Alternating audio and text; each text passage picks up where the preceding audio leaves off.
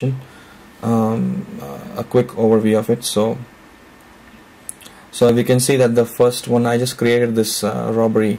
So you directly brought it up as the closest crime to my location. Now we'll go to the interesting piece. We can see the heat map, the dashboard, crime clusters, and again the crime clusters are for k-means and dbScan. So let's go to heat map. So now this is actually browser based for the map, because the Android application, the Android SDK does not support loading KML ground overlays on the map. So we had to use the native browser based application. So all the heat maps, the clusters, and the safety router was built by Fenier, and thanks Fenier for that.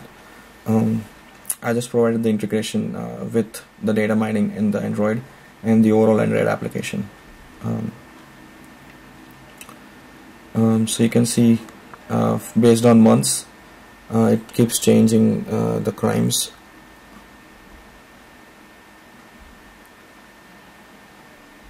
I'm just trying to zoom into the map.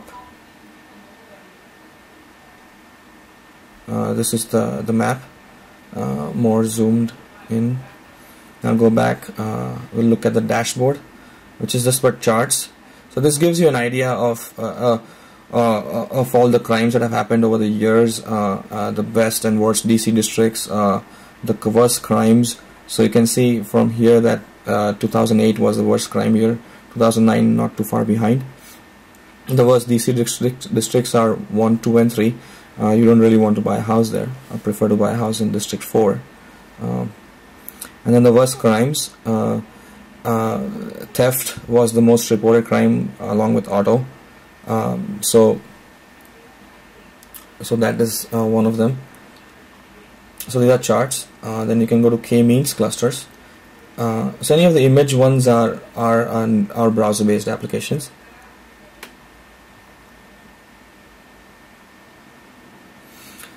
So you can see the k-means clusters. So you can do previous, next, and see the clusters. Maybe next. Let's see next. Yeah. So you can see like these are 5 clusters now. Same thing with dbScan. You can see dbScan.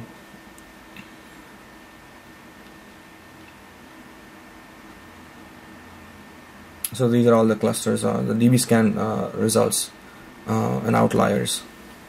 I guess Fenier will explain it more during the presentation.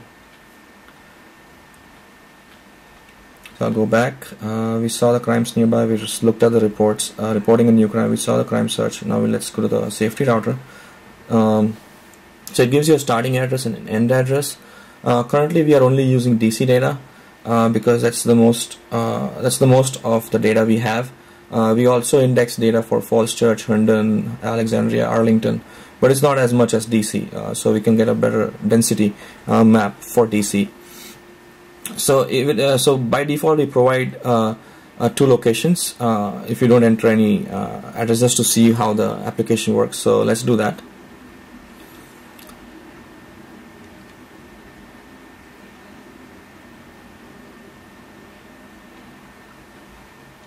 So you can see those 2 points now coming up, the start and the end, the blue and the red.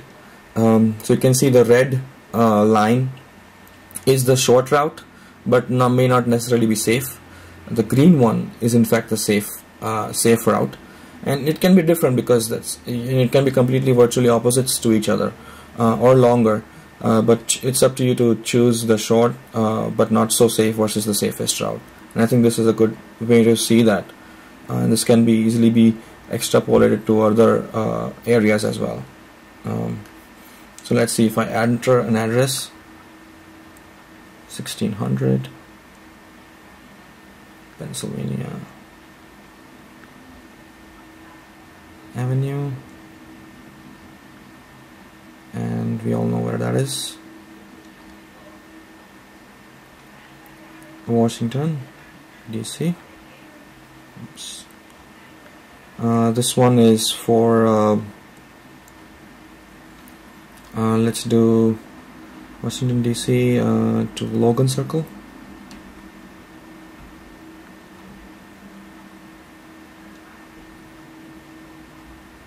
login circle.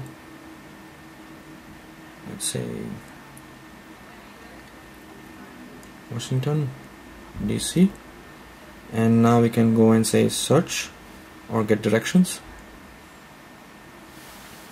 Android does not really allow you to access its navigation APIs, so that's not open, so we cannot say route it and then it won't, so we cannot really do a turn-by-turn directions, but at least gives you an idea of of the route that you should take.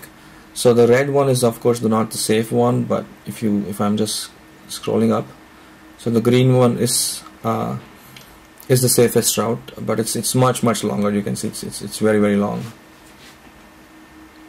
Now the cool thing is you can also drag and drop this start button and say, okay, reroute it from here to here. So now it's going to provide a route to you from that location. I can go very close to it, drop it there, and you can see the two routes, red and green. So this is a very decent feature, and I guess that's it for the application. We'll discuss more during the presentation. Thank you.